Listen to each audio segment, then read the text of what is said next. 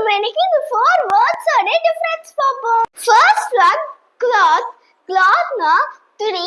துணினா என்ன துணினாலும் இருக்கலாம். நம்ம சொல்லுவோம்ல இது silk துணி, இது cotton துணி. அது silk cloth, cotton cloth.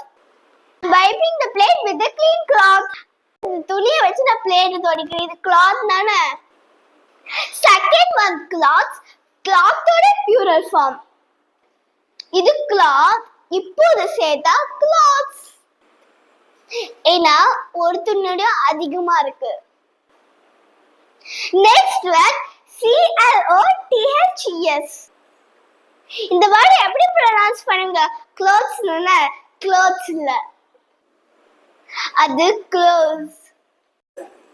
ஒரு சிம்பிள் ட்ரிக் சொல்றேன். க்ளோஸ் சொல்லுவோம்ல, அந்த க்ளோஸ் ஞாபகம் வச்சுக்கோங்க. ஒரு சின்ன example, I am folding my clothes. அப்படிதான் துணியை மடிக்கிறேன். நான் போட துணி தான் க்ளோஸ், சாதா துணி cloth. Last word cloth, CLOTHE. இது ஒரு வேர்ட், அதாவது ஆக்ஷன்.